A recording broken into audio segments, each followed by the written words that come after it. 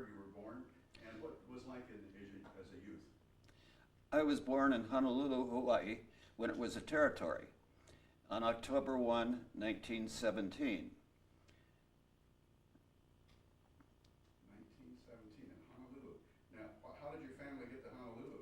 My father was the chief radioman in charge of the radio station at Cocoa Head on Oahu when I was born. And we stayed there for approximately 3 years, and then we moved to Juneau, Alaska, where my father was chief radioman of the radio station there, and that's where my brother was born. Both of us born in the two territories that belong to the United States, which are now states. Now, the chief radioman, your father was chief. Now, was he working for the government or radio station? How did that work? The radio station was under Navy, U.S. Navy, and he was a career Navy chief radioman. He stayed in for 28 years and was recalled for World War II. So you both served at the same time? And my brother also was a fire controlman first class. So we were sort of, the whole family, indoctrinated into the Navy, because after Juneau, Alaska, we then moved to Table Bluff, which is outside of Lolita, California, near Eureka. He was there in charge of that radio station. From there, we went to Tatoosh Island, which is off the northwestern point of Washington State in Puget Sound.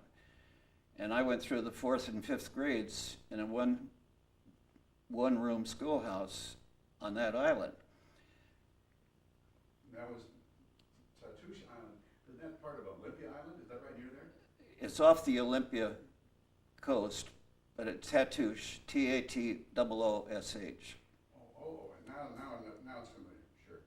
I couldn't remember the name until you spelled it. Now, what was it like being a military brat, going from Hawaii to Alaska to California and then to Washington, and growing up and going to school in different places? And were they all public schools or military schools? They were all public schools, and they were all one-room schoolhouses until my father retired from the Navy, and we moved to San Pedro, California, and I went to parochial Immaculate Heart grade school in the 6th grade.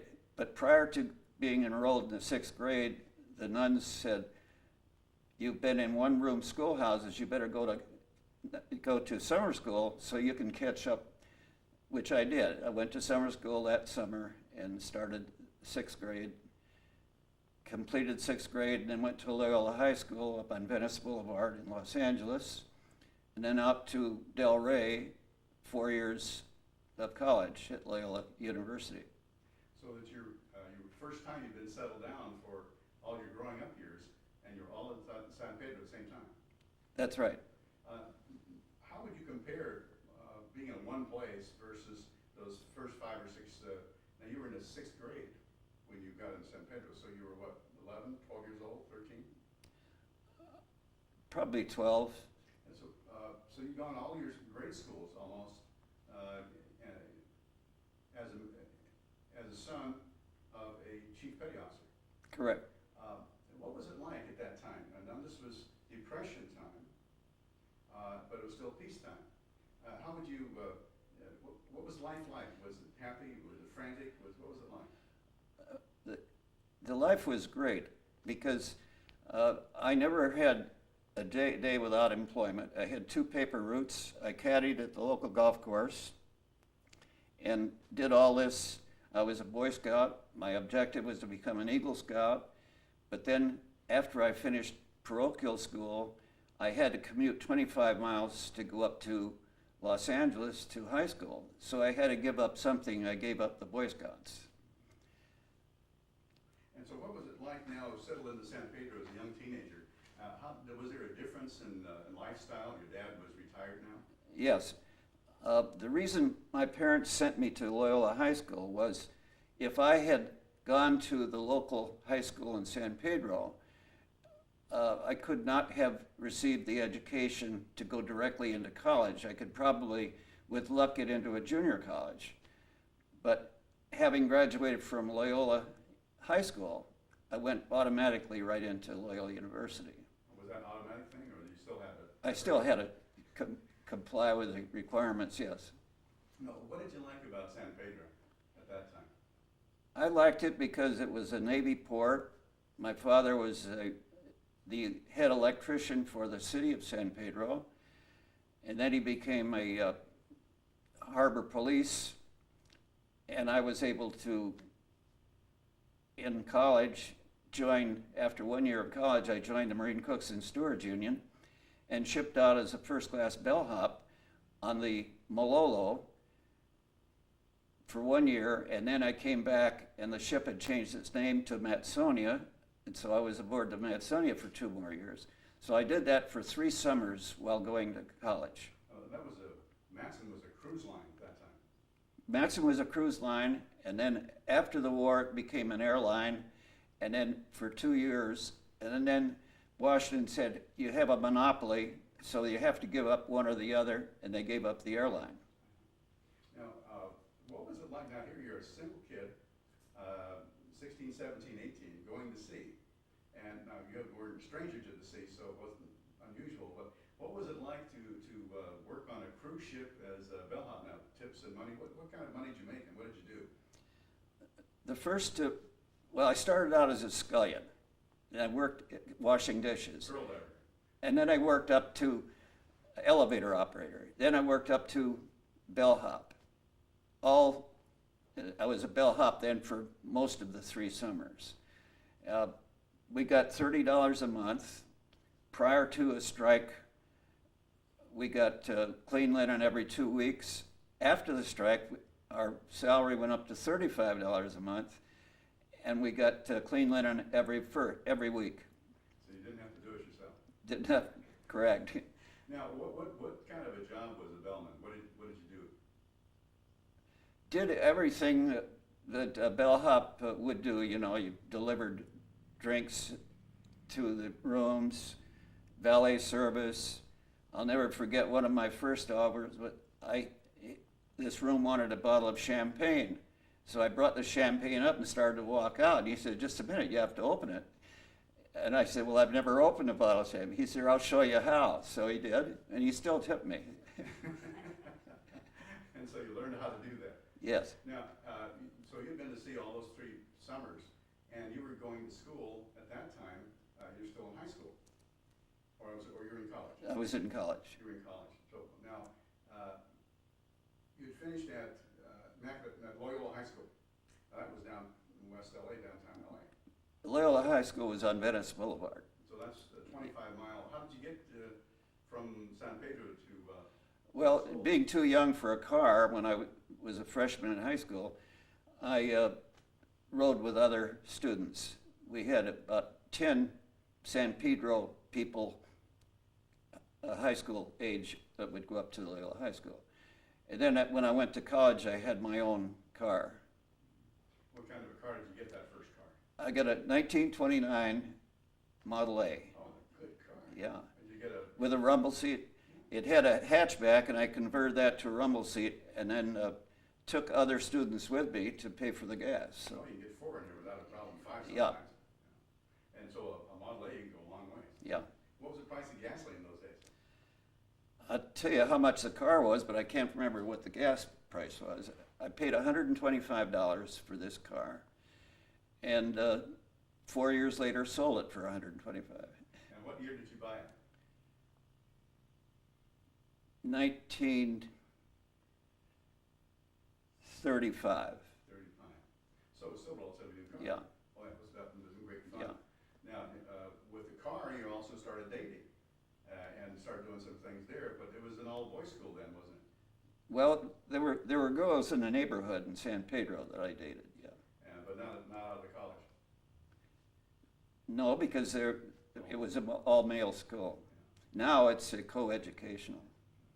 Now, you were growing up in San Pedro and going to a parochial school. Now, were you Catholic naturally? Was that your upbringing? Yes, I was raised as a Catholic. Now, your family, tell me about your family. Boys, brothers, sisters, mom, dad. Tell me about that. I had one brother the one I mentioned earlier that was born in Alaska, he's 3.5 years younger than I. And he elected right out of high school not to go to college, and he joined the Navy, the U.S. Navy, and worked up to fire controlman first class, and spent the whole war in the Navy. And I guess because my dad was a chief radioman, I too had the objective of going into the Navy, but my main objective was to eventually become an airline pilot. And the only way to do that was to learn to fly. So I applied for flight training in the Navy, expecting to stay in 4 years, then get out and go in the reserves and become an airline pilot. But the World War II interfered. Now you were, what did you major in at college? Now, also we were talking about your family, and your mother and father the same age, and you had one brother? I had one brother. My father was 3 years older than my mother. And what was the other question? Did you have no other siblings, just one brother? Yes. And so when he went in the Navy, you were still in college then? Correct. So he was enlisted and you were considering going to flight school. How kind of an application did you do in those days? Did you have an interview, exams? How did it work? It's very interesting. Approximately 6 months before I graduated from college, we had a naval aviator come out from Long Beach, a Naval Reserve Base, to give a talk. And he had his uniform on, he had his Navy wings, and he was an ensign, one stripe. And he talked to us about the NAVCAD program, Naval Aviation Cadet Program. In those days, you had to be a college graduate. My buddy, Mark Wood, and I listened to this. We were quite excited about it. We went down to Long Beach, took the physical, passed the physical, and we were all signed up for the Navy. So four days after we graduated, on June 11th, 1939, 4 days later, I was a seaman second class at Signal Hill Naval Reserve Aviation Base in Long Beach. Now, tell me about that, because that's unusual. Usually they'll enlist you now and you go directly to flight training or flight school or boot camp, but you were enlisted at that point. Tell me about that, having learned how to fly and all that stuff before you went to Pensacola. I was a seaman second for 30 days. There were 14 of us in the class. And the objective was to see if we could march, see if we could learn the Morse code, see if we could solo N3Ns in that 30 days. Only 9 of us qualified to go to Pensacola. 5 failed, and they did not go to Pensacola. So we went to Pensacola and then learned to fly all types of aircraft. And I graduated and got my wings in June of 1940. Let's step back a bit. At Signal Hill, you're learning, you said N3Ns. What kind of an aircraft was an N3N, and where did you fly? An N3N means N for trainer, N because N3, the third designation, and N was made by the Navy. So the Navy had to build some of their own aircraft. And the N3N was called a Yellow Peril. It was painted yellow. And that's where everybody would see this yellow plane coming, they'd get out of the way, you know. It's like learning how to drive as a driving instructor. Correct. And where did your flight training take you? Over land, over sea? No. This was all over land. For 30 days, you know, you weren't going to go on long RONs or anything. And where did you take your first solo? Right around my instructor said, okay, Ralph, take it up by yourself. And he says, go around the field twice and come back and land. I did that, and then my buddies threw me in the shower because that's what everybody else did. You know, you get to go in the shower because you soloed. That was your initiation? That was my initiation. That's right. So you knew that you qualified for Pensacola then? Correct. Yeah. Now, that was, you said, in May or June of 39, so that would have been July of 39? No, I didn't get down there till September. The reason is they had it all worked out. The schedule was that I would go down there in September. One interesting I didn't mention, because my father was a chief radioman, I knew the Morse code 5 words a minute, and none of the other 13 people at Long Beach knew the code.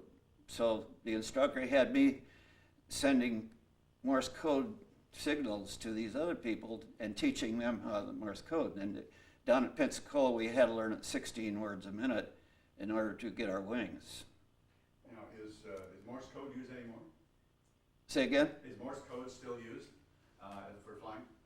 I've asked people that, and they say no. But it was a requirement at that time. Yeah. Now, when you got to Pensacola, now, had you been to Pensacola before? No. What was that first day like when you arrived? First day, I'll tell you exactly. A buddy of mine who was in the class ahead of me at Long Beach was married, and so he asked me to drive his wife down, which I did, to Pensacola, and he wasn't supposed to be married, because in those days he was married, but he didn't want the Navy to know it. So here we drive up to the base, and this married woman is with me, and the Marines asked for our identification. We circle around and left immediately. That was my first entry to Pensacola, because I didn't want him to get in trouble. That's right. And so you didn't travel in one day from Long Beach? Oh, no. That took a long time. Yeah. And in those days, man and woman not married traveling was kind of...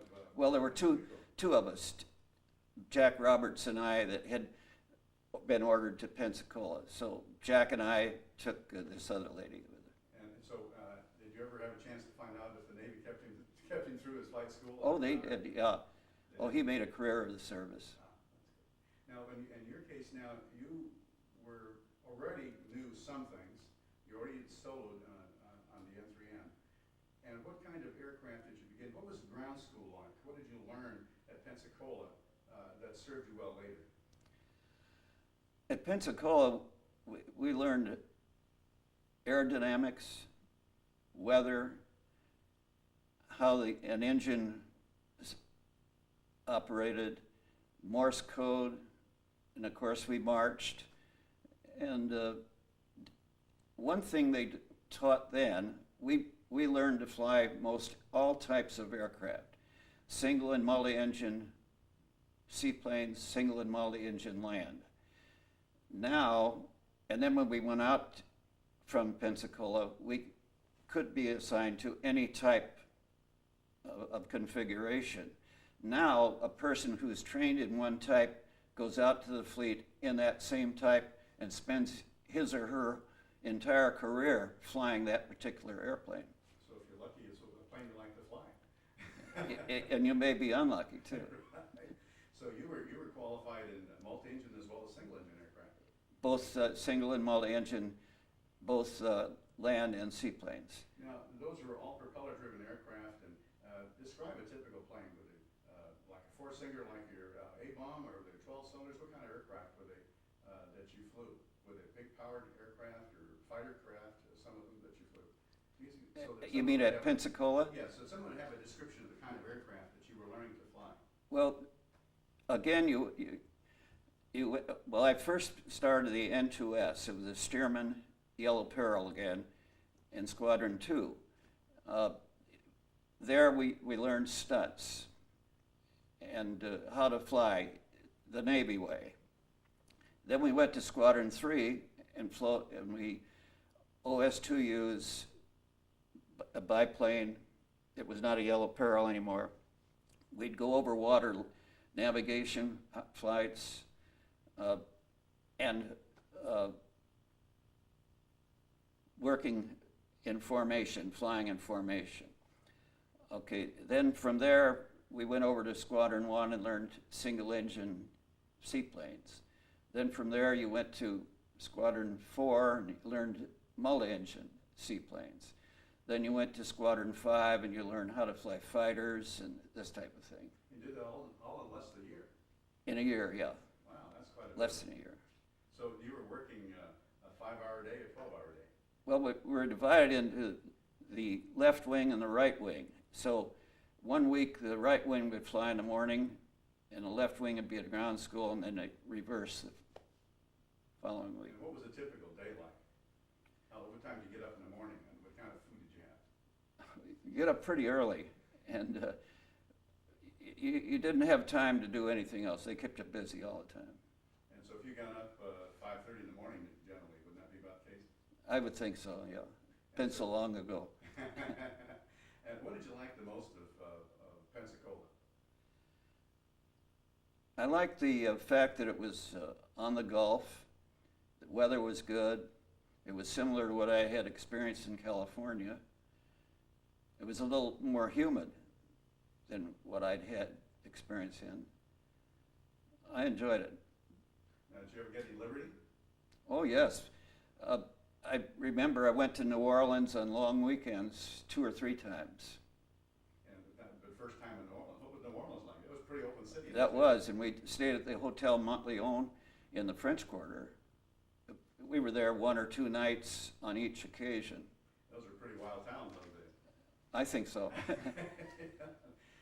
So, as a young officer now, you were midshipman, you haven't been commissioned, you haven't earned your wings yet. No, I'm still a NAVCAD. And now, you were a seaman second at Long Beach, or Seal Beach, or I should say Signal Hill. And when you as a naval cadet, is that like a midshipman? What kind of a Similar to a midshipman, naval aviation cadet. You wore a uniform, but you had no rank whatsoever. You're just a trainee. And how many people were in your class, and how many survived training for a year? Interesting you asked that. There were 110 in my class. I graduated number 15, and there were some 60 that graduated after the year. So they had about So we had about a 40% attrition. and that would be fairly normal at that time. Correct. Because the war wasn't on yet, and they really made you earn your wings. Now, what was it like to finally get your wings? That was great. Got my wings and became an ensign, United States Naval Reserve. Got my orders to the USS Portland and the Hawaiian Detachment. Had 30 days to get there. Came home wearing my uniform. And in those days, you didn't fly home, you took the train. And then 4 other of my classmates graduated the same day I did. And so they came out they were all from the Midwest, so they came out and stayed with my parents in San Pedro, myself, and I was then engaged, and so the gal I was going with and I introduced these people to Hollywood, and we showed them the town. So you had a few weeks at home. Yes. Before then. Now, when you were out entertaining your friends and showing the place as a uniform, how were people in uniform treated at that time? As I recall, no problem whatsoever. We were not at war. And were people buying you drinks and buying you free dinner? No, not to that extent, no. So when you ended your liberty, you were engaged at that point? I wasn't engaged yet. I was going with this gal. Then after I got to the fleet, the ship Portland came back to the States. As I recall, it was in November of 1940. I got to the ship in July of 40. The ship went back in November of 40, and that's when I became engaged. So it came back stateside? Yes. Repair facility or regular cruise? Just a regular cruise. We came back for 5 days and then left. Now, tell me what it was like now. You've never been on a capital ship before. Tell me what it was like when you got to Pearl and saw the ship you were going to serve on and started to get on it. Well, first the senior naval aviator, Carl Young was his name, he said, okay, Ralph, I'm going to take you around. I want you to take me around and see if you can fly one of our airplanes. So I had to fly him around Pearl Harbor, and he saw I could take off and land, so he said, okay, you can fly my airplanes. Then the ship went out. I had to go out in the ship and make 4 catapult and 4 catapult recoveries to be considered qualified. And the first time around, someone else was in the pilot seat, and he recovered, made the recovery, and then the next time I had to do it, and he was in the back seat. And so after doing 4 of those, I was considered qualified. Let me make a quick pause for a second. I want to get the photograph, that painting of your plane. If you could describe what it was like, what that kind of plane was like. Now, you qualified in one, you'd already flown in I had flown these at Pensacola, and this is called an SOC, which means S for Scout, SOC, O for observation, C made by Curtiss. Scout observation made by the manufacturer was Curtiss Aircraft Company, and it had folding wings, and we had 4 of these on each heavy cruiser in those days. Show me where the wings would fold. Would they fold right through the struts? Halfway down, it folded back on each side. Rather than Yeah, folded back. just like that. So the plane was much narrower, so it would fit in the hangars, which are we had 2 hangars off the well deck. Could you point it out on the ship there? They would be midships there? Yeah. Here's the Portland, and a midship is right here, the well deck where the 2 hangars were. And we had a catapult port side and a catapult starboard side. So we always had two planes in the 2 hangars and 1 plane on each of the 2 catapults. Pretty much all the time. 4 aircraft and 6 pilots. Now tell me how that plane was catapulted. It wasn't steam catapult like an aircraft carrier today. How was that? The catapult is 30 feet long, and it was activated by a 5-inch gun power charge. Now 5-inch, that mean 5-inch round, 5-inch 38, 5-inch 38? It's the same amount of gun power to fire a 5-inch gun. And so you didn't have much option when they pull that trigger, you went. That's the point of no return, correct. But that's interesting because a ship normally rolls 8 to 10 degrees. And so we had to educate the catapult officers to always catapult us on the up roll. So we'd have a few feet over the water. And occasionally that didn't happen. One time I remember I was shot off on the down roll and I went right off and all I had in front of me was water. So at the end of 30 feet, we were going 80 miles an hour. And how much did you need to be airborne? About 72, something like that. So you could pretty much be Yeah. airborne. So you're also, probably the ship was into the wind. No, the ship was into the wind, but the catapult wasn't.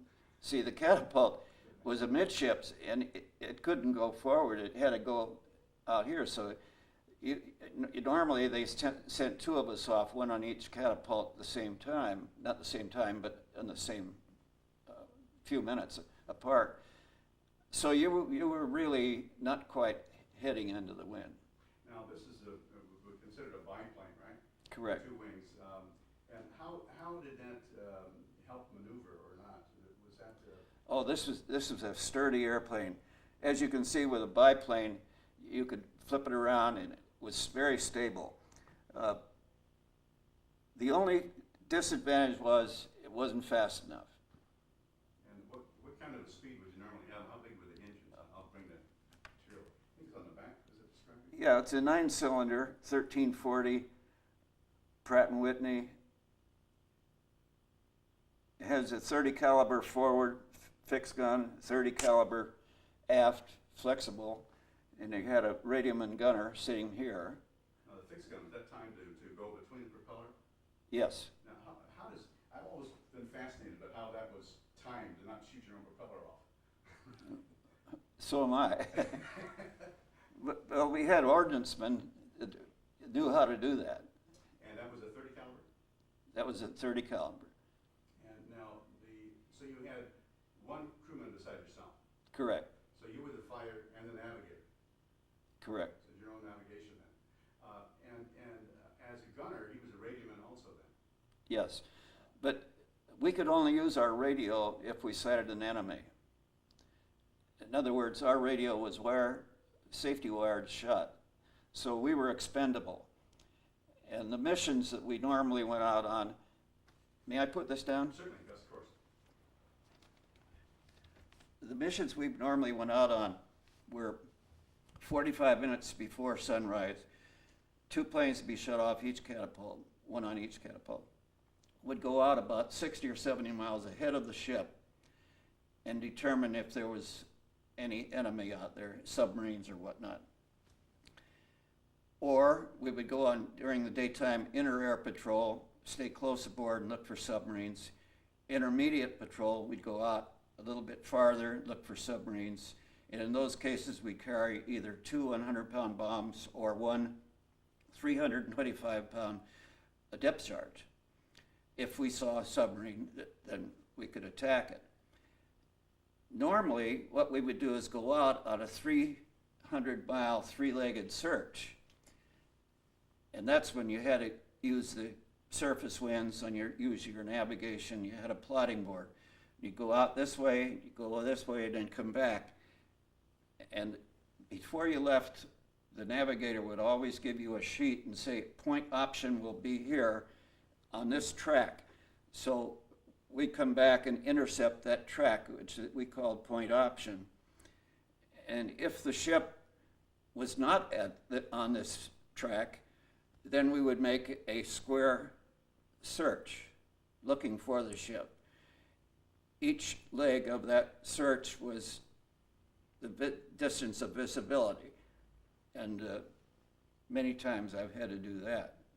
Well, tell me, now, most people aren't aware of what the horizon is on a shipboard versus what it is, is it 100 miles, 20 miles, 30 miles, so that you'd have an idea when you had to go further, what that horizon extended the visibility of the ship through you.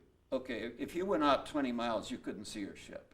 If you were down at 500 feet elevation flying. So the horizon was from the ship probably 25 miles, 30 miles? About that, yeah. So the curvature of the earth would preclude you seeing the ship after about 25 Yes, miles? and prior to World War II, we had no radar. A few months after the war, we went back to Mare Island in California. Radar was put into the ship, 1.1 guns and 20 millimeters. Then, even though you had radar, you couldn't see over the horizon. So that's why we had to go out and look ahead of the ship in the morning. So that so you, as an observer, you were really the eyes and ears of the ship. We were the eyes of the fleet, they call it. One of our missions that I hadn't mentioned is spotting. The ship had 3 turrets, 2 guns in each turret, 8-inch guns. Now an 8-inch gun can go 25, 30 miles. The ship couldn't tell if they were firing at another ship, an enemy ship. They couldn't tell whether their shells were going over the enemy or didn't go far enough. So that's why we were over there to spot and say up to, this was all on hundreds of yards, down 3, up 2, or so, whatever. So they would change the degrees to be able to get Yeah. their target. And so when you were out there now in July and August of 1940, when you first arrived. July of 1940, yes. And now tell me about the Portland. What kind of a ship was it? And we talked about it briefly, and that it was a heavy cruiser. But what kind of a ship is a heavy cruiser versus a puddle jumper? Well, a heavy cruiser has 8-inch guns. A battleship has 16-inch guns. Of course, we had quite a number of 5-inch guns as well for anti-aircraft. 1,200 people in Portland. She was thin-hulled, very, if we took a torpedo, we could sink immediately. We had no armor on it. So when the ship went out, it also went out, but probably with other ships then, Oh, yes. that provided. So, did you go out with destroyers and We always had destroyers with us, yes. they had that sonar capability? Yeah. Now, when you, the Portland was what, about 700 feet long or? I can't remember, 600 and something, yeah. Okay, so it was a pretty long ship. Yeah. Now, where were you in Pearl Harbor? What were you doing at that time? Portland, prior to Pearl Harbor, took the SS Liberty from Pearl Harbor around to Manila. In order to do that, we had to bypass the Japanese mandated islands, so therefore we went south, across the equator, didn't go as far as, went between New Guinea and Australia into the Torres Straits and back up to Tarakan, Borneo, dropped off the Liberty.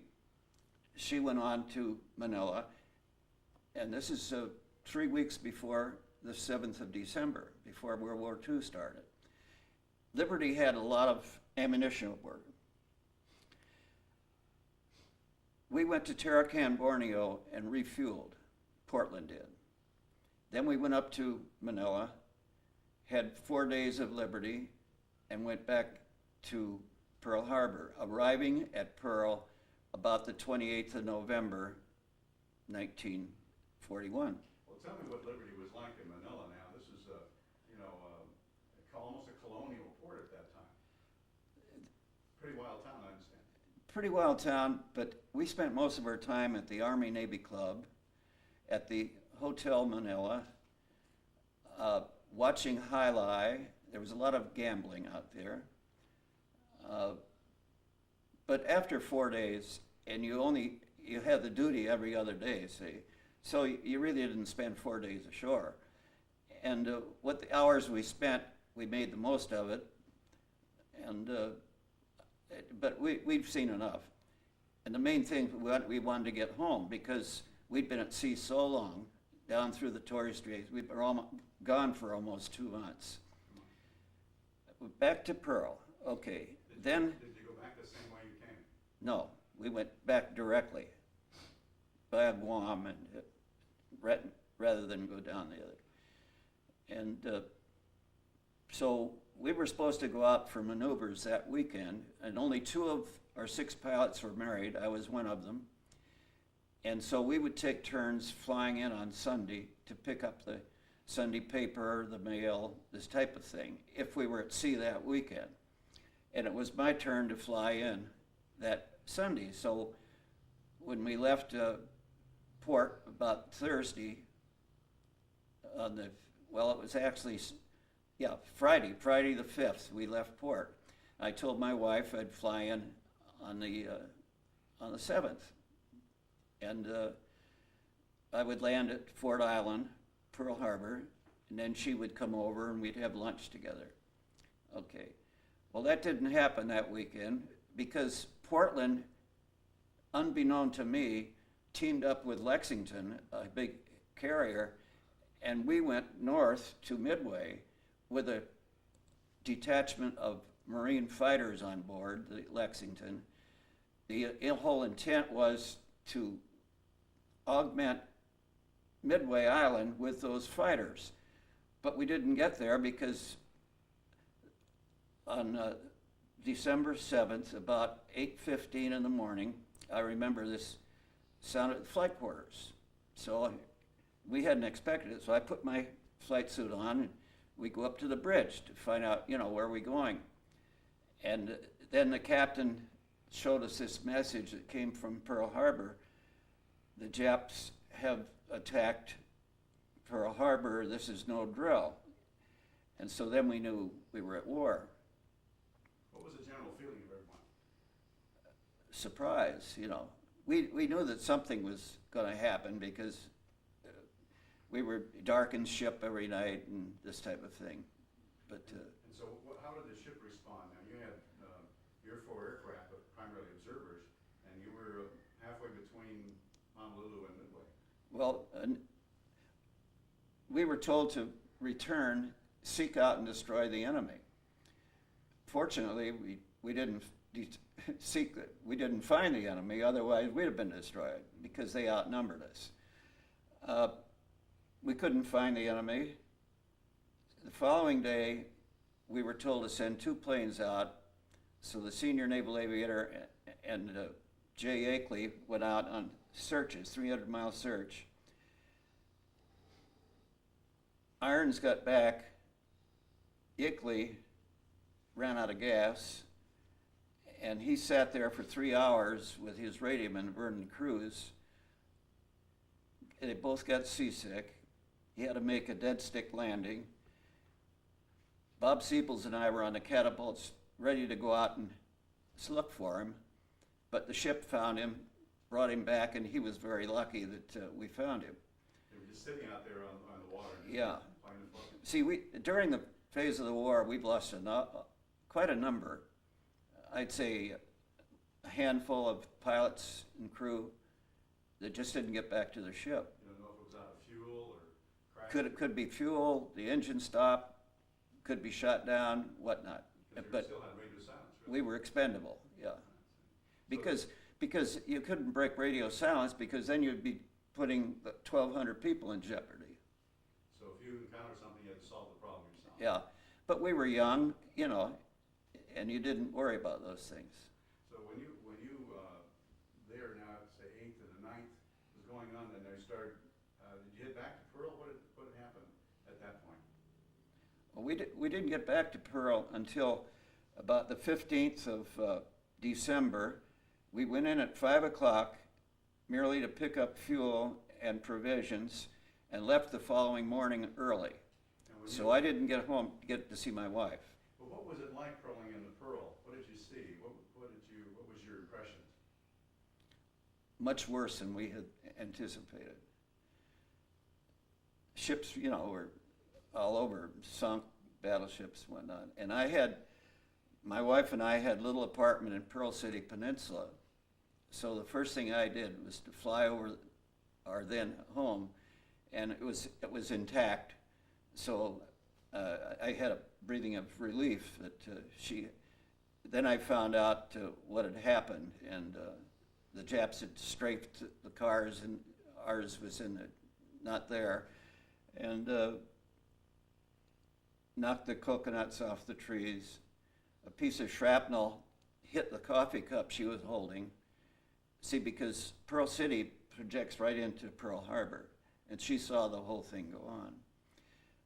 That day, the Marines came in and evacuated her out of Pearl City, and she spent the night in a schoolhouse near Waipahu before she went out and lived with another Navy wife out in Diamond Head.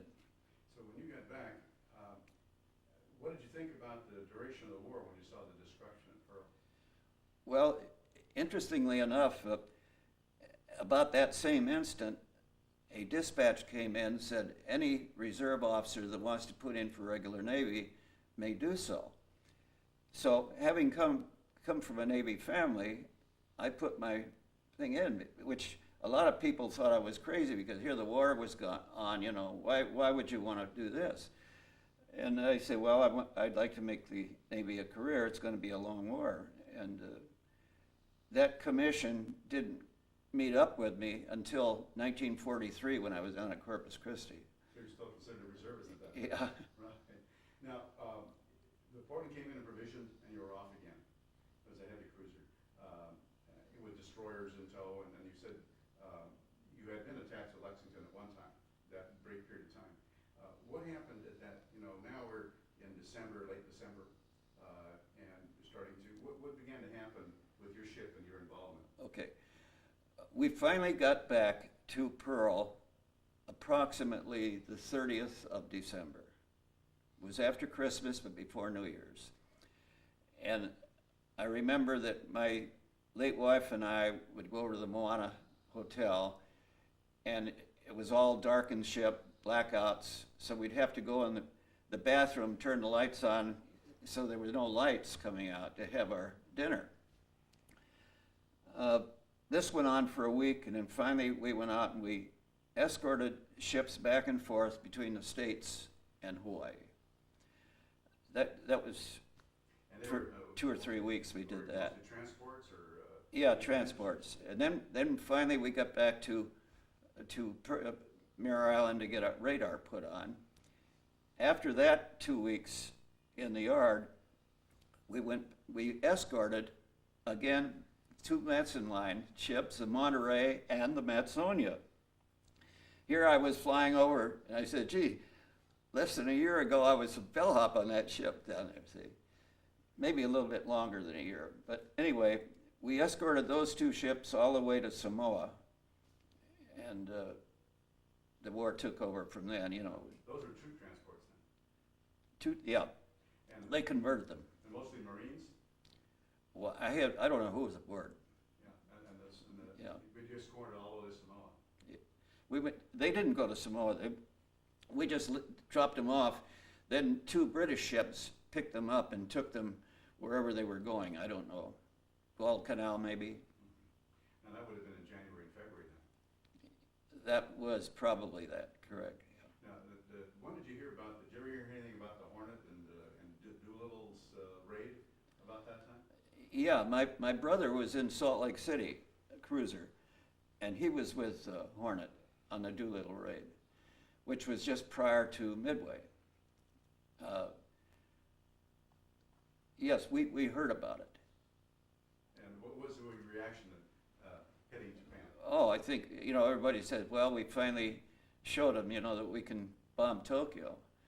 And that's the way they felt. Now, when you nicely getting towards, what happened in Coral Sea? How did the Portland and your involvement happen there? I was very vitally involved in that, the Battle of Coral Sea. Okay,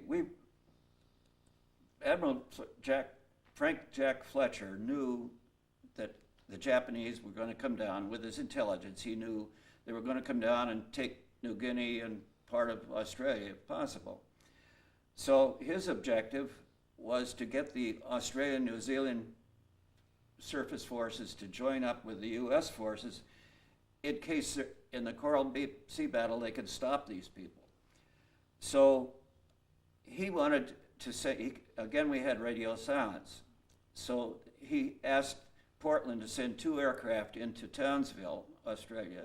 I was one of the pilots. Two airplanes went in, and we took a message and gave it to them, which we could not send from the ship. We gave them a message that Admiral Fletcher wanted these ships up there. And we did that, and my wobble pump wasn't working properly. Describe the wobble pump. The wobble pump takes gas from your lower tank up to your engine. So without the wobble pump, you could keep doing this. It, you know, instead of being automatic, it needs a lot of arm power. But anyway, that wasn't working, so we had to have that fixed. And this was fortunate because then we had to stay overnight in Townsville, which we did. Came back out the ship the following day. And so, now what happened This is just before Battle of Coral Sea? This is prior to Coral Sea. Okay. Now, that's in May now of 42. May 8th was the day Coral Sea battle. So I was flying that day on an inner air patrol, which is close aboard looking for submarines. I was supposed to be recovered about 11 a.m. So I was over Lexington or over one of the destroyers. You want to take a break right now? 10 minutes? Yeah, can we take a little break right now? Yeah. I think we could turn the air on for a little bit. We got to cool down a little bit. I don't want the matter to get too hot for you. Yeah, that's okay, I'll turn it on. Ralph, you want a Coke? Where's Mark?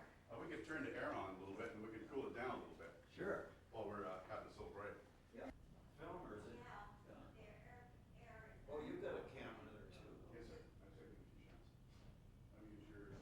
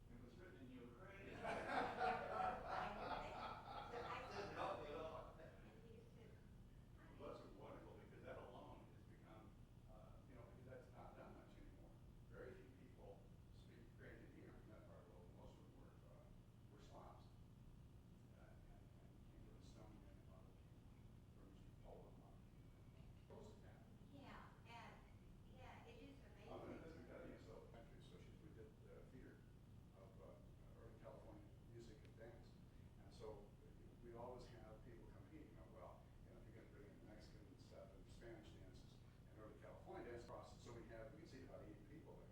So we'd have the theater at the house, you know, blow all the fuses, go overblow all the electrical. You know, sit in the dark till the electrical official break.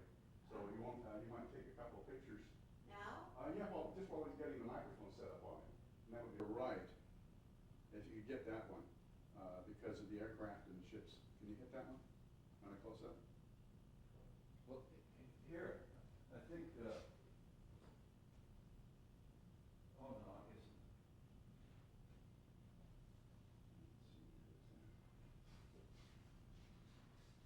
See, the two, they go together. Oh, I see. So, you want me to take it apart? No, the other one, I think, probably better. Okay, very good.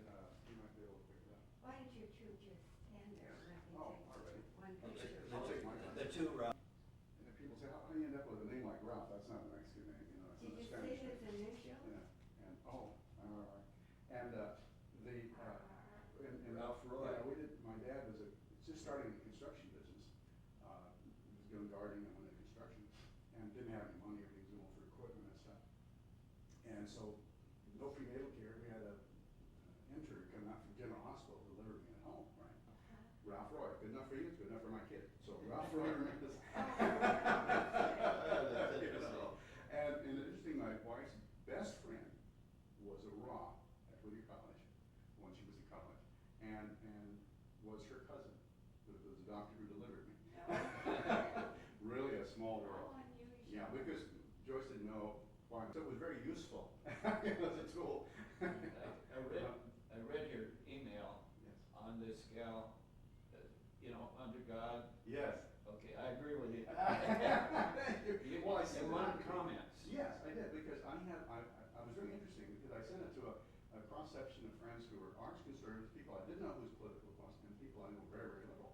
And I just wanted to see, as you know, this is a discussion among ourselves, and we're not policymakers, but in a sense we are. There's a kind of discussion of the Federalist Papers, of the discussion of This is why, the in God we trust. why it was removed from the. Oh, okay. And One Nation Under God, when that was added in the 50s, in the Eisenhower administration, by Congress, which had to be, for that kind, had to be entered in the House, which meant that 430 congressmen around the country had to vote as a majority, had to be a two-thirds, to amend it to anything of that nature, had to have a two-thirds vote. So that party was one of them, and it's not the kid. No. But I didn't know that until I. That was the point of your Yeah, thing. yeah, and legally, Yeah. there really is no situation. But he says, I'm injured. Yeah, that's right. And he's a physician lawyer. That's right, that's The right. guy that he represented himself at the Ninth Circuit. But he used his daughters as the injured party in school. He used it. She was hurt by this decision. And so it really is quite obvious, now that that's come out, that maybe this decision will be thrown out too. Oh. Because there's no grounds. So that now, and the father said he's still caring, and he represented himself as an attorney. He's a physician also. So a very interesting case, because, when I was talking to a friend who we interviewed his wife, and win or lose, I think most people feel very strongly about it. I think most people do. I said, I don't think the liberals are going to win this one. And that's right. I figured there was some connection. Yes, that's right. Yes. And the people we've interviewed have been really fascinating. Yeah. The stories that we've learned from them. In fact, the 26th of this month, we're having a salute to the armed forces, United States Armed Forces of the Far East, which was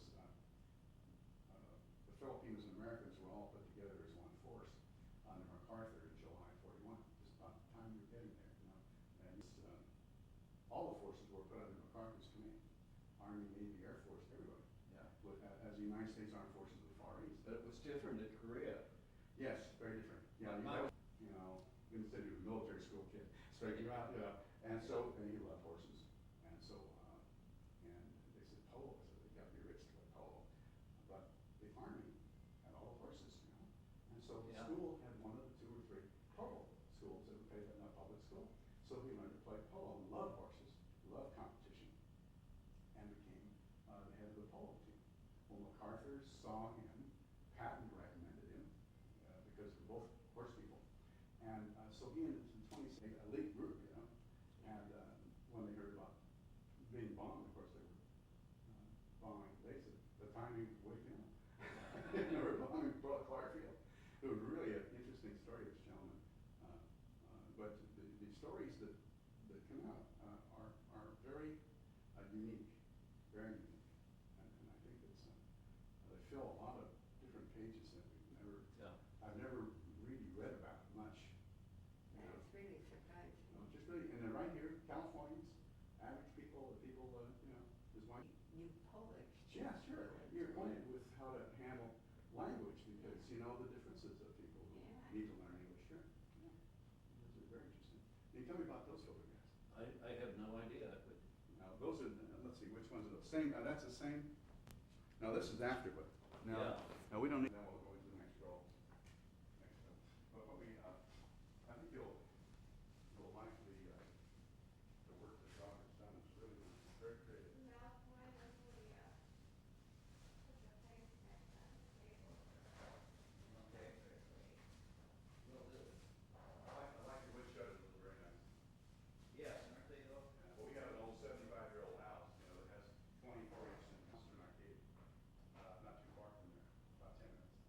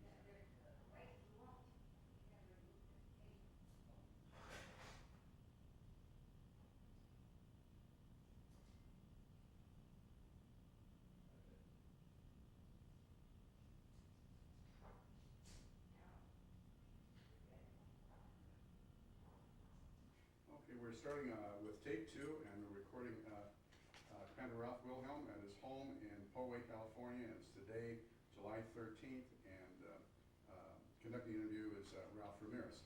And Commander, before we had a break for lunch, we were talking about the Portland and recovery of aircraft and things like that, of a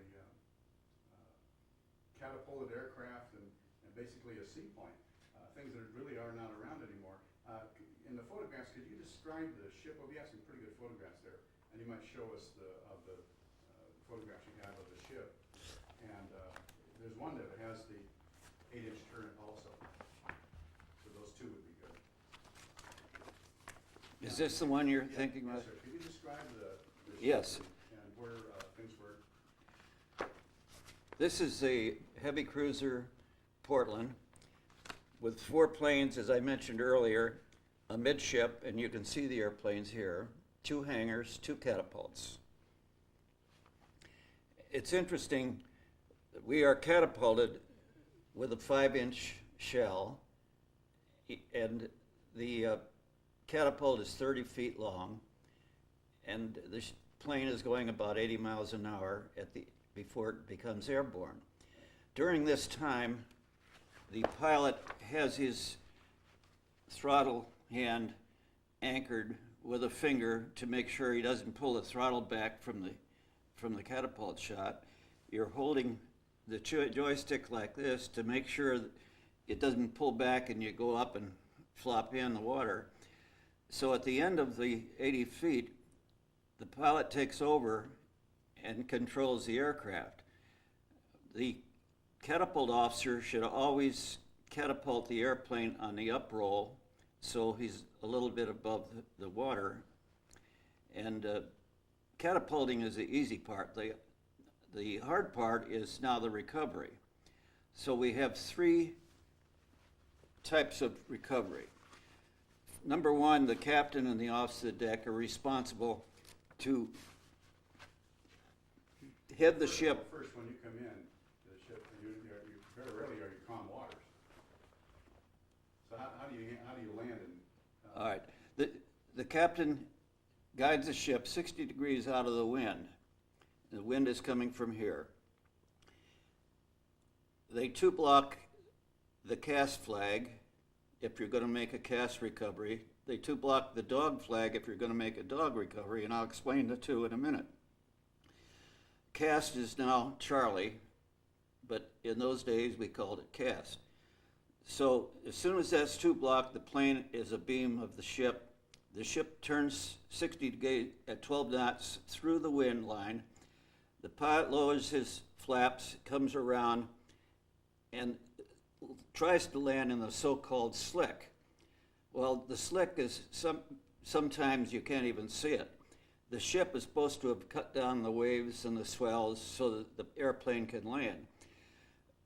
What normally, after you have some experience, what we try to do is come in and hit a swell and bounce onto the sled, which is being towed if this is a port recovery.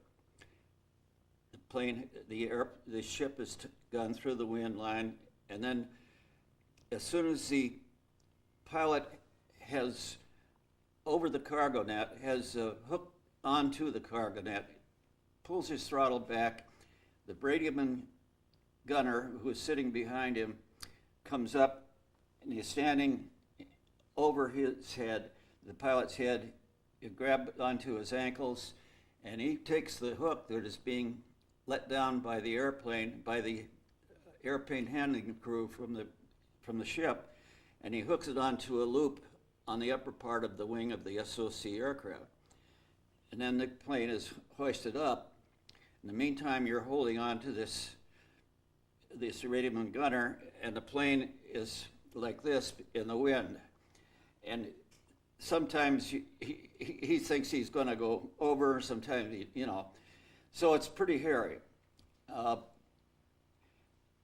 We hoist him aboard, the plane goes back on the catapult. That is a cast recovery. Before I get into dog, let me say, now, on a starboard recovery, which is most difficult, and that's where most accidents happen, Starboard recovery would be if the ship is 60 degrees to the left of the wind line and comes back through the wind line, and the plane lands in the starboard slick and taxis up, the torque of the airplane brings the bow of the airplane back into the ship, and it can only be counteracted by a small rudder that's on the back end of the main pontoon. But that small rudder it's not able to cope with the torque of the plane, so the pilot has to know how to do this, and I've seen so many pilots that can't control it. They go in and you have to change the wings on the airplane. Sometimes they roll over, sometimes they don't. So when the sea is pretty rough, most captains will elect to bring in their airplanes with a port cast recovery rather than a starboard. Okay, on a dog recovery, the ship heads into the wind, it's a calm sea, the planes land, taxi up, and a hook onto the cargo nets. No turn whatsoever. A Baker recovery is in port where the airplane just taxis up, comes under the crane, and is hoisted aboard. No sled, nothing required. One time, my radioman gunner by the name of Fred Dyer and I landed after a 5.5-hour flight, and during that time, the sea had become pretty rough, especially there were cross swells to the right of the wind line. We landed and we were on the water, swell came, it knocked off the starboard wingtip float. My radioman, Fred Dyer, went out on the port wing to hold the right wing up, the starboard wing up. The next wave came, hit over, and the plane just rolled over. Fred and I walked around, we're dry as a bone, and we were sitting on the bottom of the pontoon. The rest of the plane and the pontoon itself was the only thing out of the water. The plane was underneath the water. So we were dry up until 30 seconds later, the next swell came and drenched us. And if that wasn't bad enough, the ship then blinkered us and said they would be back within an hour to pick us up. So Fred and I looked at each other and we said, well, here we are, we're still alive, let's just hang on to this bottom part of the float. An hour later, the ship came up, lowered a boat, and did not attempt to salvage the airplane because we were in submarine waters. The boat came up, had a warrant officer who had a hatchet tied around his waist. He came and he pounded holes in the bottom of the pontoon. The plane sank, so Fred and I and the warrant officer swam back to the whaleboat. And I had just purchased a watch, a Bulova watch, and I was wearing it at that time. And I thought to myself, well, I have to save myself, but mostly I have to save my watch. So not knowing what to do, I thought, well, if I put it in my mouth and swim with my head above water, I probably will save the watch, because I didn't want to get it saltwater immersed. We got up to the whaleboat. I took it out of my mouth and handed this watch, this is the same watch up to the coxswain of the boat, and he retrieved it for me, hoisted me into the whaleboat, and here it is today, same watch. And it worked all the way through the war. Yes, and about 2 months later, the Navy issued watches to all aviators, but this was before that. Now, one of the things you mentioned in the flight recovery and the problem of having a starboard recovery was the torque of the engine. Can you just describe what torque is? Most people don't understand what that means. Well, the propeller, it turns this way, and that's torque. It pulls. Torque is pulling the front part of the airplane because the prop is turning in that direction towards the ship. Now, if you're coming in port, it's fine because it pulls the airplane away from the ship, but it's just the opposite on the starboard. It pulls it into the ship. and that's where the accidents happen. And that's why it was, because you couldn't counter the torque. Correct. Okay. Now, when you mentioned that, now, we're going to kind of go back now a little bit to the ship itself and what was going on in the spring, and the winter and the spring of '42. And what happened now with Coral Sea? We were just talking about how you were trying to get the Australians and New Zealanders to help in combating the Japanese intrusion to the south. What actually happened to the Portland and the ships that you were involved with? Okay. What other ships were there? After we went to Townsville, Australia, we returned to the ship. Then ship with the pilots back on board, we went up to Coral Sea. Coral Sea battle was the 8th of May, Where the Coral Sea is. Most people might not know what that is. It's just east of New Guinea, north of Australia, east of New Guinea. And the Japanese were coming down to take over New Guinea and northern Australia. The U.S. forces under Admiral Frank Jack Fletcher, with New Zealand and Australian forces, wanted to stop the Japanese. So I flew that morning on the 8th as an inter-air patrol looking for submarines. I was supposed to be recovered about 11 a.m., so I was in the vicinity of Lexington waiting to get the signal to be recovered. And all of these airplanes, 60 or 70 of them, dive bombers and torpedo bombers, were coming down trying to attack Yorktown and Lexington, our two aircraft carriers.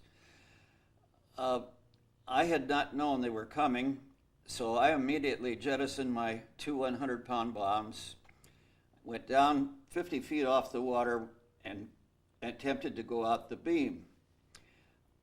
My radioman gunner unlimbered his flexible .30 caliber gun aft, and I shot my fixed gun forward to make sure they were working. And we went out the beam at about 50 feet.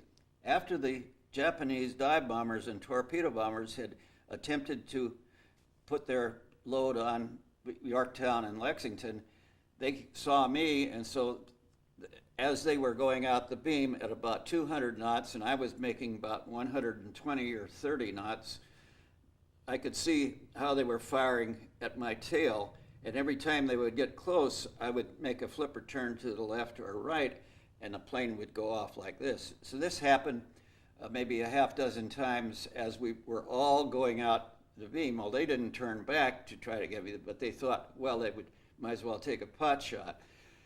And we got out there. 10 minutes later, there were no airplanes in the sky except myself. We were down over the horizon. We could not see any of our ships. So we got altitude, and the ships started coming back, and we counted the number of ships. I think it was 14 or whatever. And we said to each other, well, they didn't sink anybody. And we then came in and landed, and I asked why the ship hadn't advised me that the Japs were coming, because they knew they were coming from 60 miles out on radar.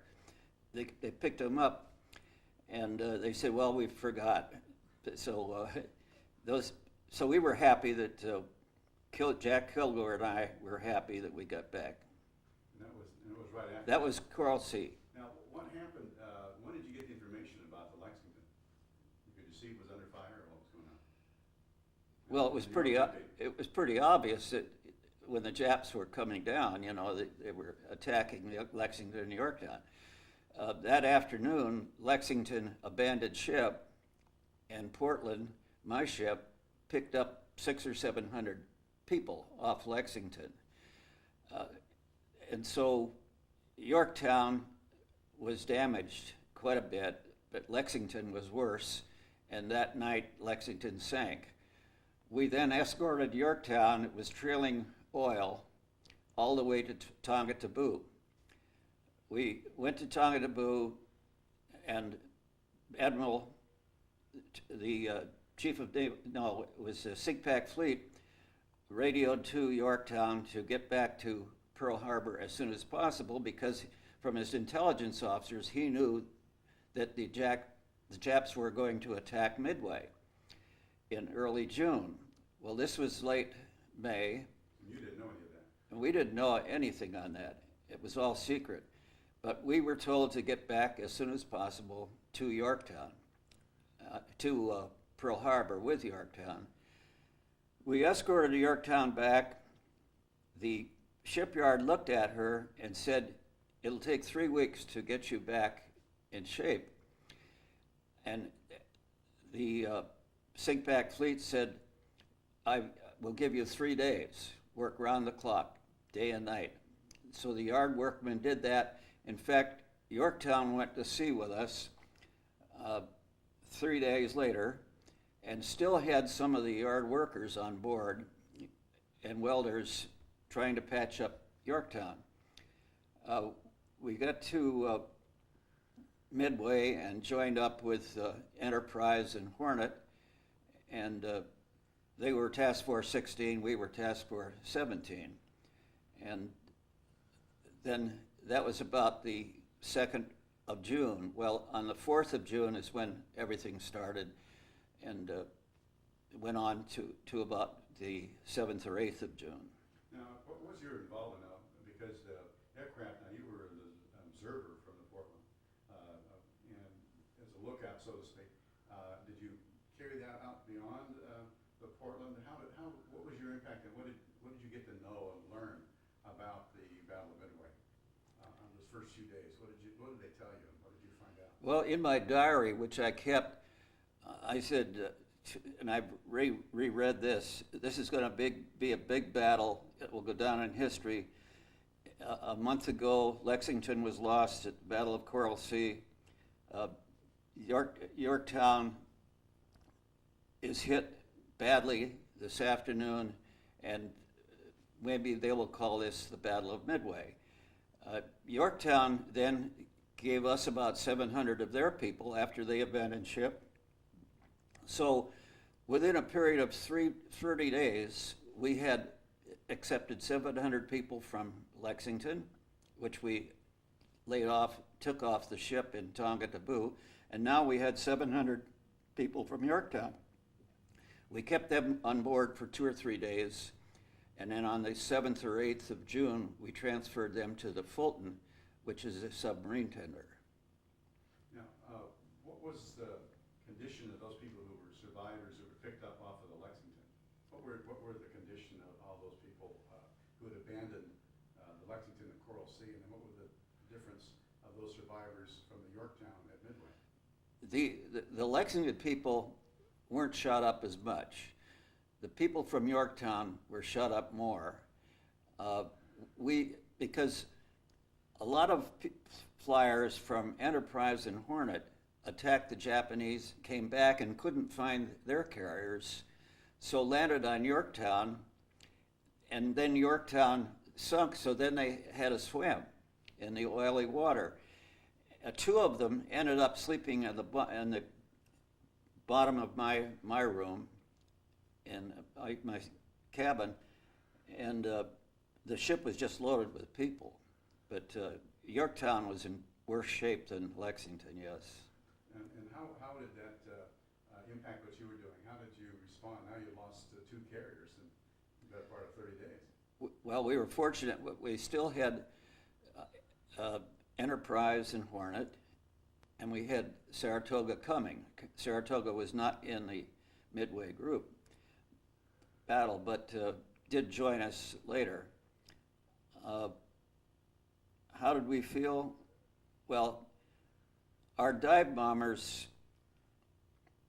fortunately, were able to dive bomb all 3 of the 4 Japanese carriers, and while their combat air patrol, CAP we call it, was down attacking the torpedo planes, U.S. torpedo planes that were coming in, the combat air patrol came down to surface to attack our torpedo planes, which allowed our dive bombers to come down, straight down, without having any fighter resistance.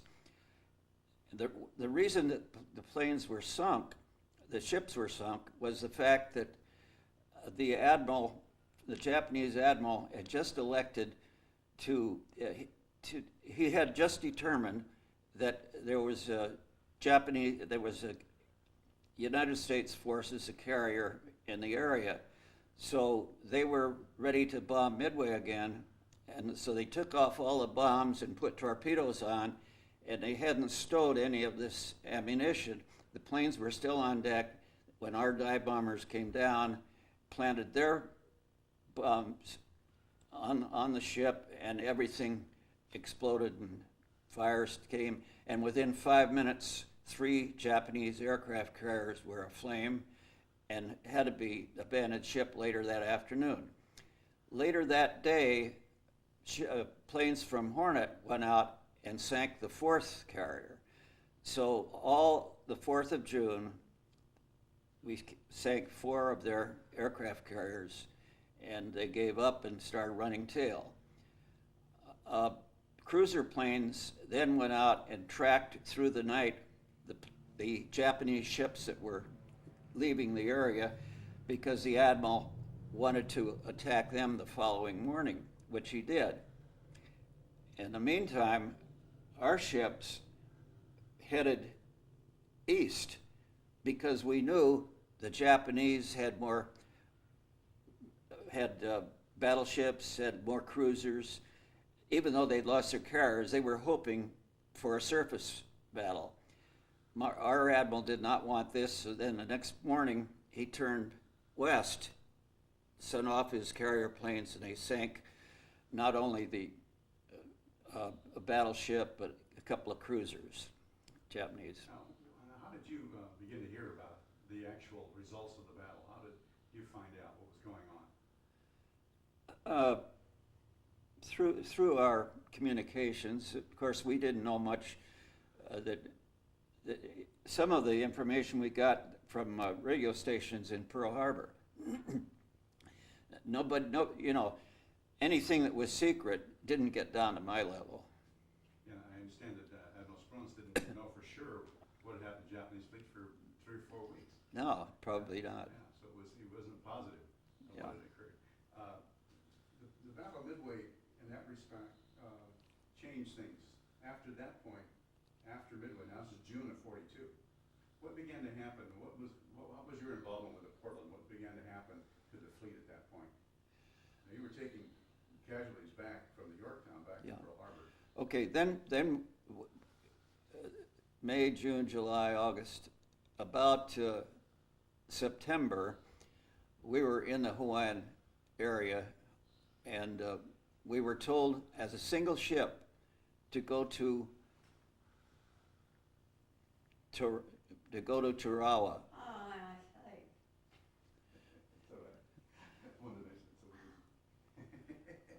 it's okay. We got it. We were told, Portland was told as a single ship to attack any shipping that was in the island of Tarawa. And this was 1 year before the Marines were ordered to go in there and take Tarawa. We came down and our airplanes went off, and we dive bombed the ships that were in the Tarawa harbor. Were recovered. One of our planes was hit by gunfire. And we went tail out because we were only there for 2 or 3 hours, and we wanted to get out full speed. And we went up to Guadalcanal. Portland was in the Guadalcanal battles. There were 3 major battles there. The third one is when Portland took 2 torpedoes and killed 60 men.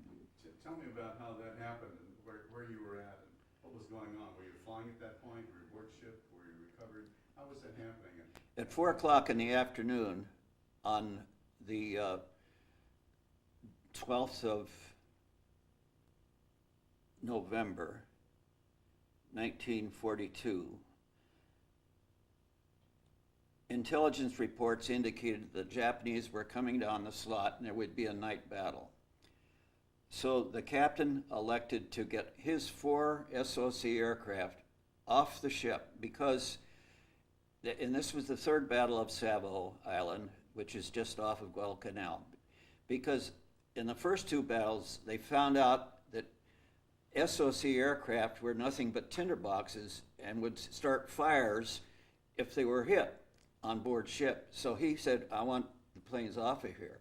So at 4 o'clock in the afternoon, we were told to fly off and fly down to Espiritu Santo, which we did. And we went to Curtis and stayed on board Curtis for a while, and then we were based on the Espiritu Santo and under the Marines. And the Espiritu Santo, what kind of a ship was that? The Curtis? The Espiritu Santo. Seaplane tender. Seaplane tender. Yeah. Now, what is the job of a seaplane tender? The seaplane tender was in Espiritu Santo Harbor with about 8 or 10 PBY aircraft. Now, the PBYs were not on the ship, but they were at buoys anchored around the ship, and their crews would all sleep and eat on the ship. Then they would, with little boats, go back out to their PBY seaplanes and fly their missions, either night or day. And that's exactly what we did. We landed our planes to buoys. They sent a boat out, and we slept on Curtis. This went on for a few days until we were shore-based. Well, and at that point, you were the third battle of Savo. So when did you find out about your own ship being torpedoed? Curtis advises what was going on, and the Portland that night took the torpedoes and then went over to Tulagi, and they had a dock there, and but Curtis sent up some welders and whatnot. They fixed up Portland so it could get underway, and it went back down to Sydney, Australia. Okay, we were still up in Espiritu Santo with the Marines. Then we were told to get rid of our aircraft by transferring them over to other cruisers that needed them, which we did. It took us 2 or 3 weeks to do that. Then we flew down to Noumea, and then from Noumea flew over to Brisbane by what we called MATS, and Naval Air Transport Service, and then took a train from Brisbane down to Sydney, went aboard ship, and this is the whole aviation unit. 6 pilots and all the enlisted band, which number about 20 additional people in the V division. The captain then said, okay, the enlisted men will sleep on board the ship. The officers can either sleep on board or go to the beach on Sydney and get their own apartment, which we all elected to do. But they have to come back aboard ship every day so I can see that they're still alive. He said, I have orders to send the whole aviation unit back up to Guadalcanal, but I'm not going to take these orders, not act on them until for 3 weeks from now, because you people need a 3-week vacation. So on the 1st of January, which was 3 weeks later, we all boarded the 4-stacker Southern, and we went from there to Noumea. From Noumea, we boarded a British seaplane tender from Noumea back up to Espiritu Santo, and we were going to go to Guadalcanal and fly nights looking for the Japanese Express coming down the Splat so that PT 109 and all the other PT boats could attack the. By the time we got back up there, they had lost 50% attrition of the SOCs that were doing that. Either at night they would run into the mountains or they were lost for some other reason. So therefore they abandoned the whole idea, and we then were shore-based in Espiritu Santo, thank God, see. And from Espiritu Santo we went back to Noumea, and I had been out there 36 months since the beginning of the war, so we then went aboard to Copihi and came back to San Diego. Now, when you were shore-based there, what was your assignments? we were flying both SBDs, land planes, and also SOCs and the OS-2U seaplanes. And what was your assignment? Pilot. And what kind? Well, I was exec. This was called VS-65. And you were flying, specifically, you were flying what kind of aircraft yourself? All of those? Any of those three, yeah. Oh, I see, whichever was available, whatever assignment. Yeah. I see. And what was the assignments generally? Well, an exec of any squadron is responsible for morale and administration and assisting the captain and making the squadron run. And now your squadron's assignment when you were flying was at what capacity? Because now you've changed. You're now shore-based. You're flying SPDs and other planes. Okay, most of ours were scouting. Yeah. There wasn't any Japanese around there to dive bomb or anything like that. So we were scouting, and we'd, of course, fly to different islands in that area and anchor our seaplanes out. We hit an anchor there, and the natives would come out and pick us up and then take us ashore. And they all worked for French planters who were on these islands. And interestingly enough, the Japanese would always have their women up about 200 yards away from the men coming in from the airplanes. They kept them up there, you could see them up there, you know. And they just wanted to protect their women and not let the Navy men see them. And how did you find out the intelligence on that? About what? About the women and being... Oh, you could see them, yeah. And of course, you wouldn't attack. No. No. Now, when you'd been out there now, 40, 41, and you hadn't been back, except that one time to Pearl after Midway. Yeah, that's right. So the rest of the time, you had a brief time in Sydney for 3 weeks or so. Yeah. Now, you're an American, and Sydney became a major port for American and Allied forces. What was it? How many people? What was it feeling like of forces? Because most of the Australians were elsewhere. They were in North Africa and in Burma and India. They couldn't have been nicer to us. They were looking to the U.S. to help protect them. They appreciated what we had done at Coral Sea. So free beer in their pubs and this type of thing was not uncommon. And so generally you had a crew to take care of and make sure everybody was in good shape. Yeah. Now, you've gone through almost all of 42 by that time. Yeah, we have, yeah. And into 43. We're into 43. So you'd been over a year and a half. Yeah. So it was about June of 43 that we got back to the States, and then I had orders to Corpus Christi, where I had 2 training squadrons. Now, how did you get back from On the Copihi, which is an aircraft carrier. So, and that, what kind of an aircraft carrier was that? The CVE or? It's a CVE. Oh, CVE. So it was a. Yeah, escort. An escort. And how many? So the aircraft is basically was it like a shuttle? It was shuttling back and forth. Yeah. And taking aircraft and bringing back damage, Yep. things like that. So how long did it take you back? Because now you were still in submarine areas. How long did it take you to get back? A week and a half or 2 weeks, but we went directly to San Diego. And what was it like now to be stateside first time? Oh, it was What great. the reaction? Now, your quarters, describe what it's like when a ship comes back from overseas and come into port, and when everybody's lined on the ship. Well, What's that like? if the wives knew about it, they got word, and mostly they did. The grapevine is great, and so much loving and getting reacquainted on the dock. Well, what was it like when the ship is pulling in and coming in the channel? Everybody lines the rails. Could you describe that, and what was the feeling like among the crew when they saw San Diego? It's a great feeling, really, Ralph.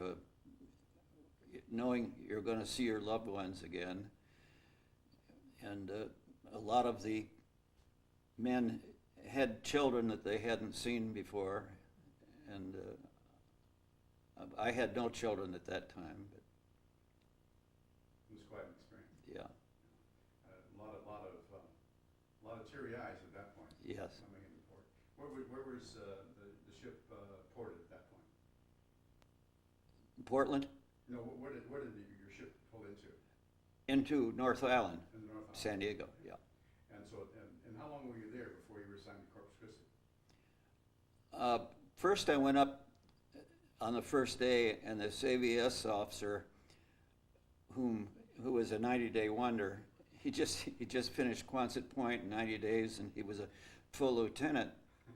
Well, I was a lieutenant commander at that time, but no, I was a full lieutenant also, but my stripes are a little greener than his.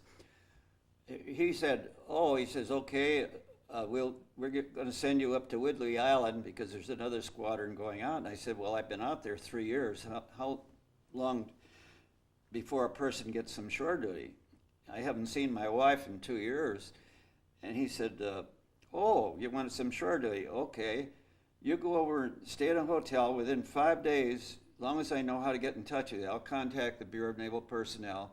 Then we'll get back and see what we can do.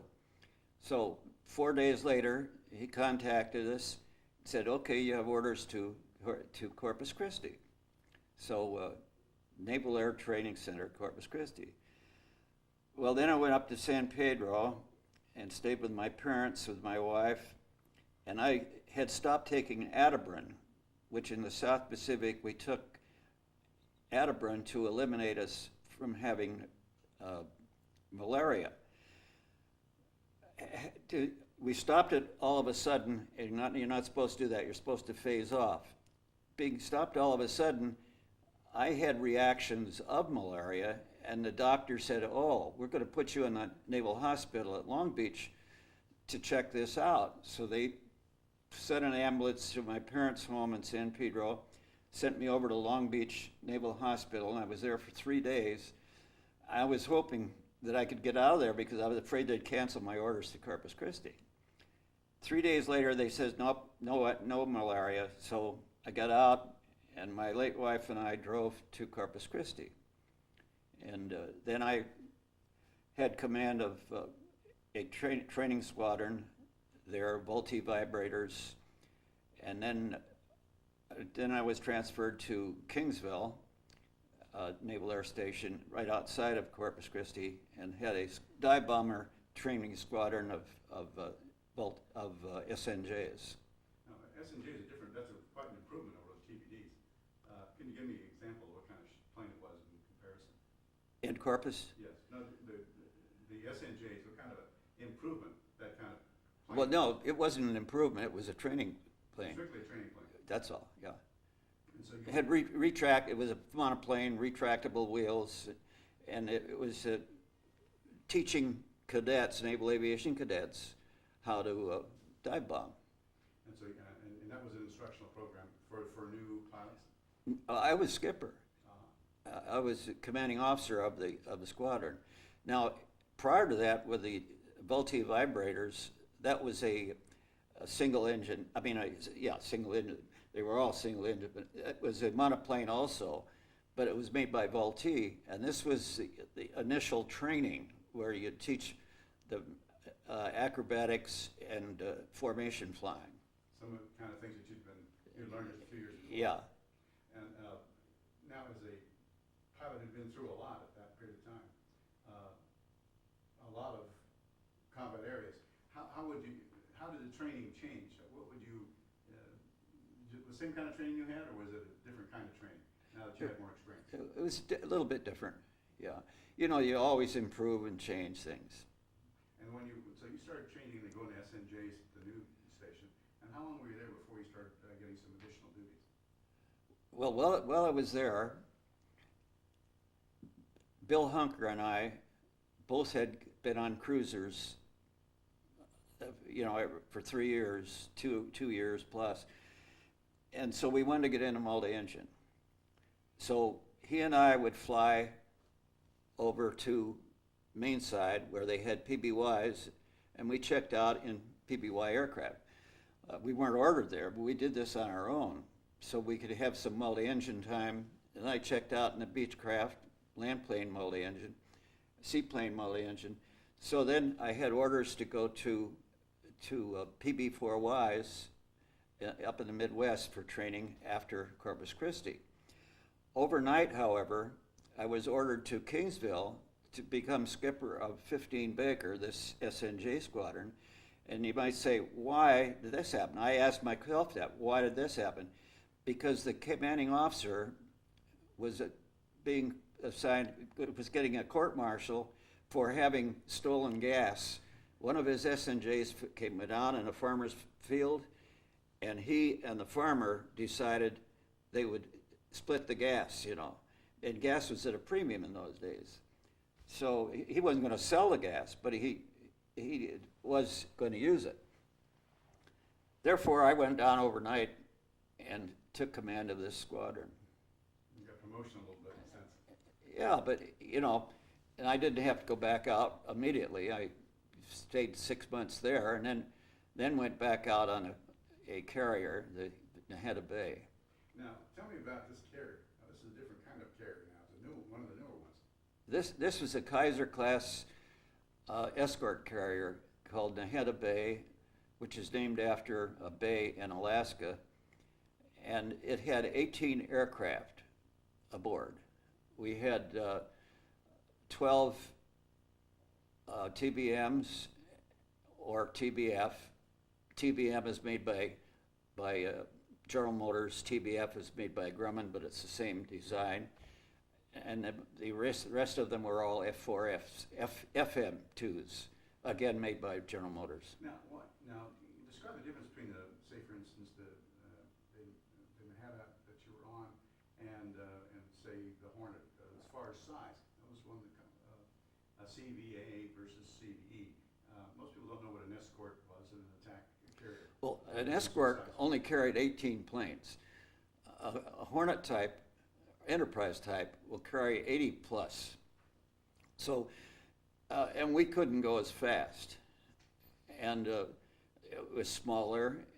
An escort carrier was used for administrative purposes, but we were in Iwo Jima, we were in Leyte Gulf, we were in Okinawa, we were going into northern Japan if and when the United States elected to invade the Japanese islands, and we were going to give air cover to the Russians coming in from the north.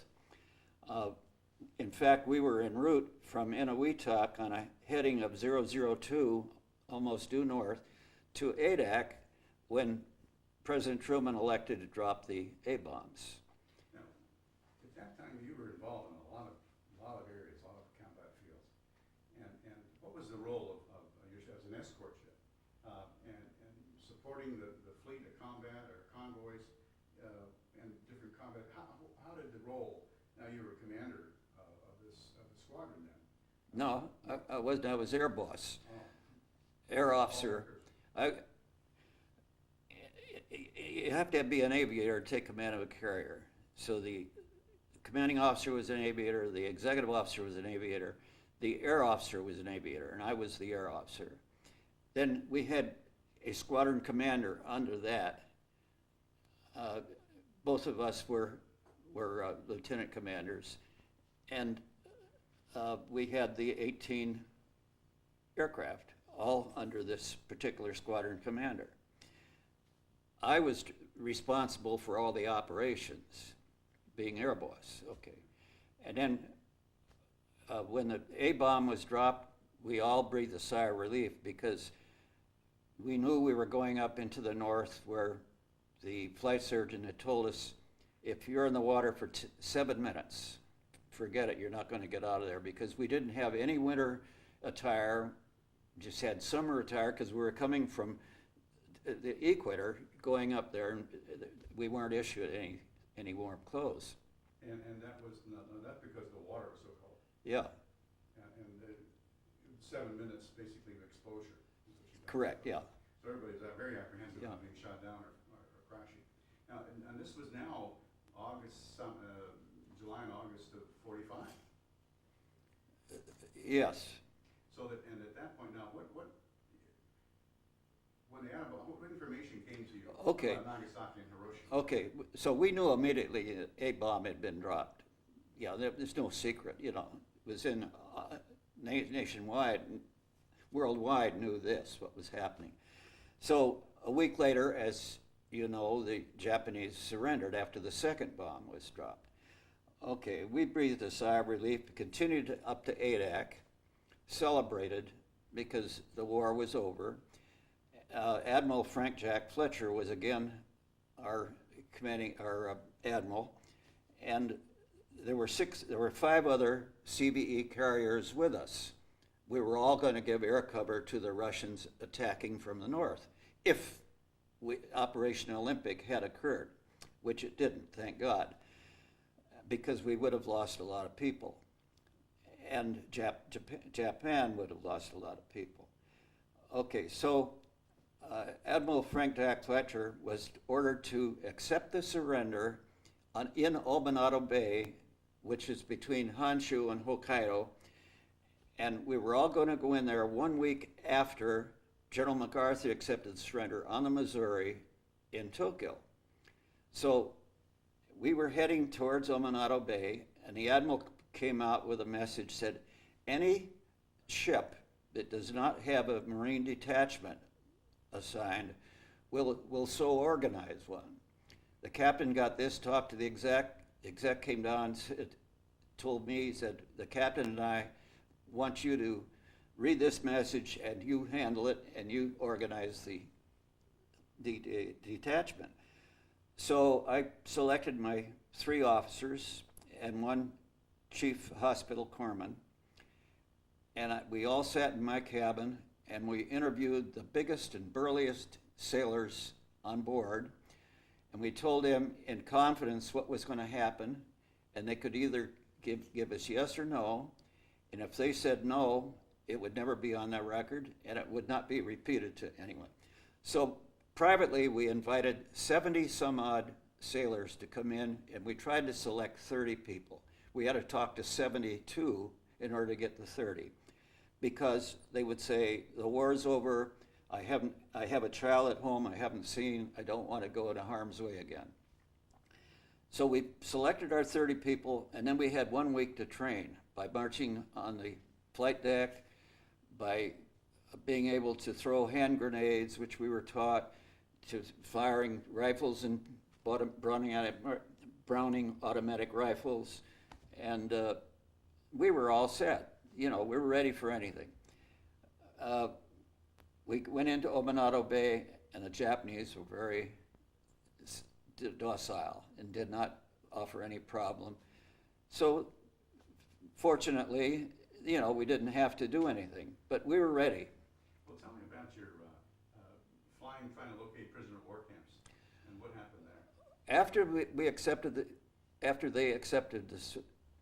accepted their surrender, okay, then our planes were allowed to fly over Japan and pinpoint where all the prisoner of war camps were, and then we'd come back and load up the torpedo bombers with paint, walkie-talkies, toothbrushes, and a little bit of everything, and drop it on these camps, and then they would paint POW on the buildings. So then it was not up to us to go get them, but other planes would go in, and like Marines, and bring the people out and put them aboard hospital ships. And how many did you actually on your CVE estimate that you were able to identify? Prisoner of war camps? I would say 4 or 5. That's tremendous. Yeah. And those were all in Honshu? Those were on Hokkaido. On Hokkaido. That's the northernmost, very cold Yeah. area. And then, as air boss, you know, I had control of all the operations of the airplanes, and a lot of these fighter jocks, you know, they want to be the first plane to land on a Japanese airfield. So what they were doing is saying they declared Mayday and they had to land, you know, they could make a touch and go landing, and then they'd come back and brag that they had landed on Japanese. And of course you couldn't chastise them because the war was over. And I had 7 pilots out of probably 40 come up and say, Mr. Wilhelm, please take me off the flight schedule. The war's over. You know, I don't want to fly anymore. And I covered for them. And they were all part of that CBE outfit. Part of the 18-person group. Now, what happened now? You're still a pretty big ship, so what's going on now? The war's August, September of 45 and October. What was going on then? What happened to your ship? Okay. Then after we accepted the surrender, after we located the prisoner of war camps, then we went back to Pearl Harbor on the head of bay, took off all the airplanes, and put bunks in the hangar deck, 5 high. And then went back out to Leyte Gulf in the Philippines and loaded up with Army troops.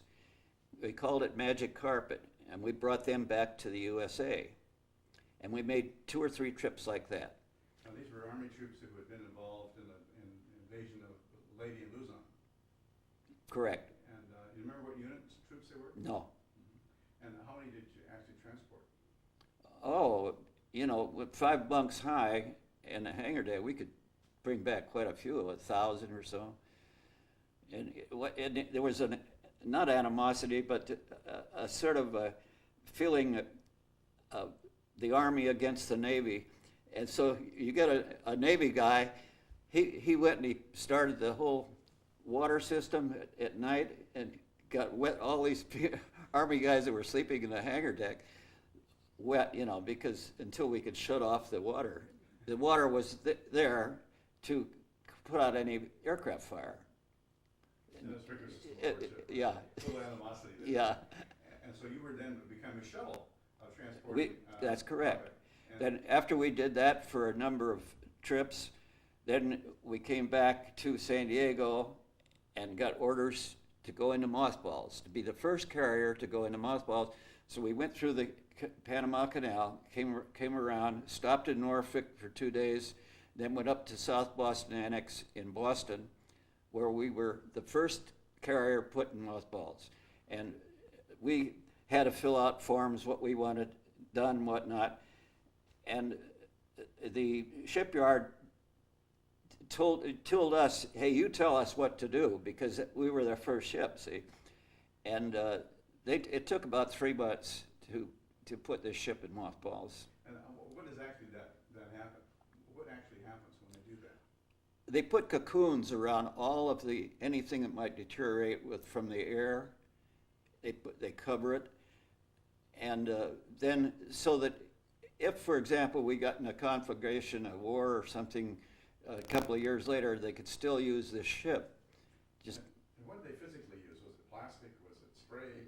How did that happen? Sprayed, yeah. So it was sprayed like a plastic cocoon? Yeah. Okay. And so, and at that point, you had repaired before that. And how was the ship repaired before that? Well, as I say, we were the first ones, so really it was, you know, doing the best you could. And what was actually taking place? I mean, you had to cosme the guns, dismantle the weapons? Yeah, everything was dismantled that could be, and then preserved. And that was in Boston? This was in the South Boston Annex, correct, yeah. So this is probably just before Christmas then of 45? Yeah, let's see what date that was. It was probably January or February of 46. See, the war was over in August or September of 45, so this was early 46. And then, because after putting it in mothballs, in May or June of 46, I was ordered to General Line School at Newport, Rhode Island for the year. Explain what General Line School is. Okay, those of us who had graduated from civilian colleges and went in as NAVCADs, United States Naval Reserve, some of us, like myself, had elected to go U.S. Navy. So the war was over, and the Navy wanted us to be on a par with the Naval Academy graduates. So they gave us 12 months of training at the War College, called it General Line School, and this was